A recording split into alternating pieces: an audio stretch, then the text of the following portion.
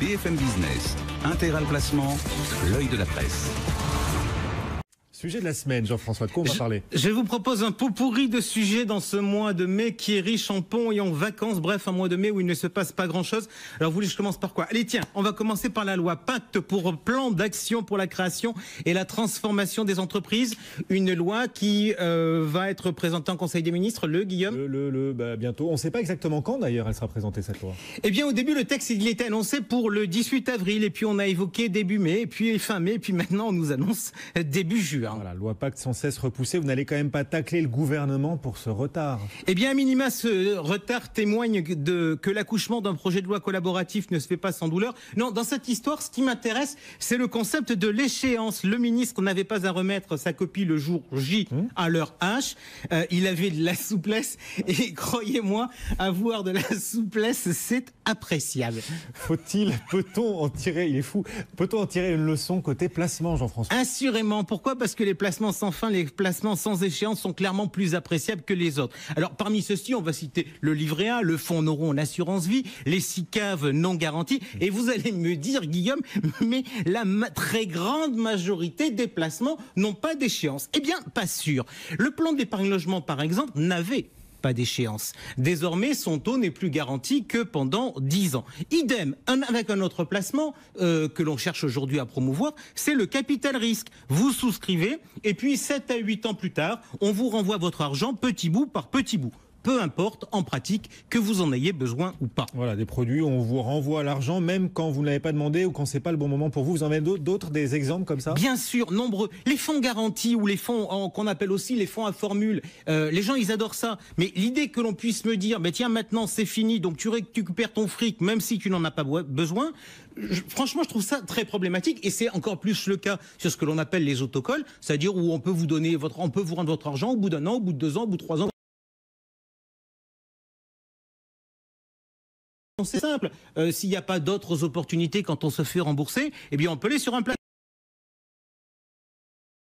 La rentabilité réelle du placement. Si je gagne 6% sur un an et que pendant un an, j'arrive pas à replacer mon loi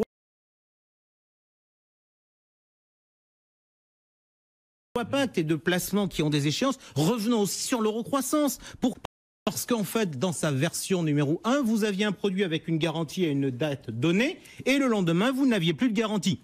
Alors, franchement, innover l'eurocroissance, qu'il se pense à cela. Pourquoi? Parce que le ministre a profité d'une telle souplesse, donc qu'il la donne aux épargnants.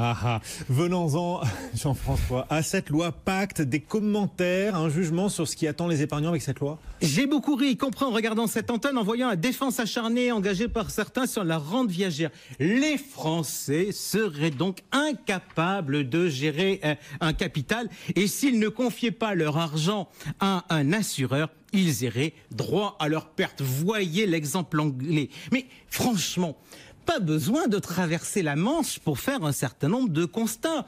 Et de noter que les assureurs ont fait preuve ces dernières années d'une anticipation et d'une vision à long terme qui, franchement, fait plaisir à voir. Qui se rappelle les taux garantis à 4,5% ad vitam aeternam? Je vais vous dire, Guillaume, la seule différence qui existe entre ma copine Choupinette et les assureurs, c'est que quand Choupinette, elle fait une boulette, elle téléphone pas à Bercy pour lui dire qu'il faudrait changer la loi, histoire d'éviter de faire péter le système. La loi Pacte, on rappelle, permettra normalement de sortir en capital des produits d'épargne retraite, alors qu'aujourd'hui on en sort essentiellement en rente. Vous vous réjouissez de cette évolution à venir? Ça veut dire que la sortie en rente, la rente viagère, c'est quelque chose auquel vous êtes défavorable? Sur le fond, j'y suis pas favorable, notamment pour des raisons de transparence et de concurrence. Mais en l'occurrence, je pense que le débat, il n'est pas là. Je suis contre la déformation de l'information. La proposition de la loi Pacte n'est pas de dire pour ou contre la rente viagère, mais de dire pour ou contre le choix de la rente viagère dès l'origine. J'en reviens à mon histoire de présentation de la loi Pacte en Conseil des ministres. Fallait-il sortir un texte coûte que coûte le 18 avril, à la date annoncée, même si le texte n'était pas prêt? Je transpose l'idée. Faut-il par principe décider que l'on va sortir en rente viagère quand on est en train d'évoquer une situation qui va vraisemblablement se produire dans 20, 30 ou 40 ans, quand on ne sait rien ni de sa carrière, ni de ses besoins futurs? Alors, je le dis très sincèrement, je pense que les défenseurs de la rente viagère ont, à mon avis, environ 1 à 2 guerres de retraite. De toute manière, sur le sujet de la retraite, la malhonnêteté intellectuelle, je trouve, est reine. Pourquoi vous dites ça? Vous dites que la malhonnêteté l'emporte quand on parle des retraites. Pourquoi vous dites ça? Je trouve que, franchement, tout ce qu'on dit sur le sujet, tous les indicateurs qu'on utilise n'ont aucun intérêt. Le taux de remplacement, par exemple, c'est le ratio entre le dernier revenu perçu et la pension de la personne une fois à la retraite. À part l'ego de l'individu, franchement, ce taux de remplacement, il sert à quoi d'un point de vue micro pour l'individu? Vous voulez que je vous donne, Guillaume, une méthode facile pour accroître le taux de remplacement? S'il vous plaît. Eh bien, je vais vous la donner. Vous prenez quelqu'un qui a 55 ans, vous le foutez au chômage. Comme vous l'avez foutu au chômage, il va perdre 40% de ses revenus. Et après, vous allez voir que quand il va partir à la retraite, il va avoir un taux de remplacement bien meilleur que prévu. Vous êtes cynique à souhait, Jean-François. Non, pragmatique. J'entends dire qu'en France, on a 3% des retraites qui sont payées par la capitalisation contre 20% dans les pays européens. Et alors, moi je pense très sincèrement qu'on ne peut pas évoquer le sujet des revenus à la retraite sans parler de la consommation à la retraite. Comment évolue la consommation avec l'âge? Qui en parle? Pas grand monde sans doute. Vous avez des chiffres, vous, sur l'évolution de la consommation avec l'âge? Eh bien, on va sortir des chiffres du COR, une étude de 2015. Le COR, c'est le comité d'orientation des retraites. Savez-vous en fait que le pic de consommation des ménages se situe en réalité entre 40 et 50 ans. Et après, la consommation, elle baisse régulièrement. Bref, le besoin d'argent que l'on a à 75 ans, il est inférieur à celui qu'on a à 65 ans. Et le besoin d'argent à 65 ans, il est inférieur à celui qu'on a à 45 ans. Évidemment, il y a des différences selon les postes. Sur l'alimentation, par exemple, à 60 ans, la consommation baisse, tout comme d'ailleurs sur l'habillement. Si l'on regarde sur d'autres postes, elle s'effondre sur les boissons alcoolisées, voilà, les vieux boivent moins, elle s'effondre sur les meubles, les autres articles de ménage, mais aussi sur les loisirs.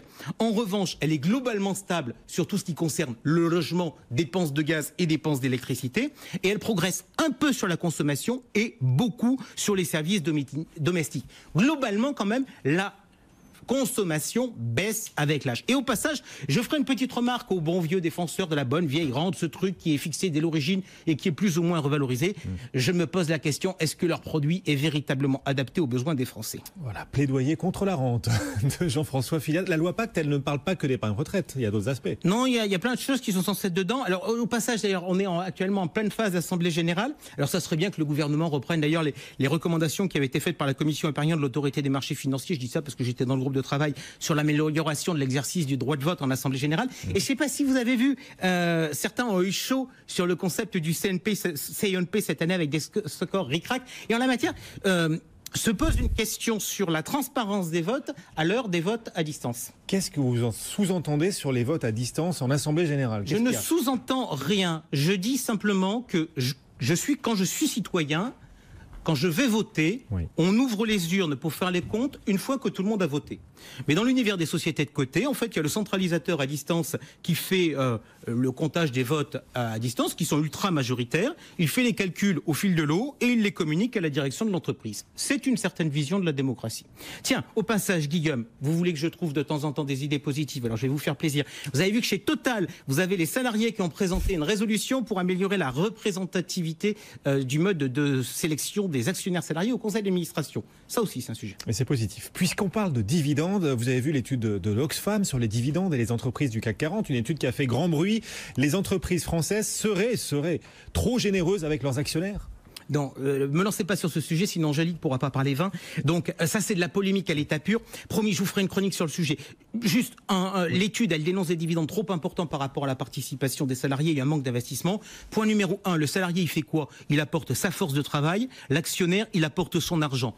La composante de la rémunération annuelle du salarié, c'est quoi? C'est son salaire et ses primes d'une part. C'est sa participation aux bénéfices d'autre part.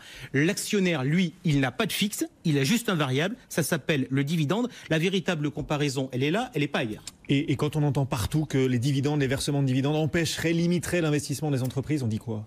Pourquoi l'investissement est si faible? Est-ce que c'est parce que les actionnaires veulent tout? Peut-être. ou peut-être pas.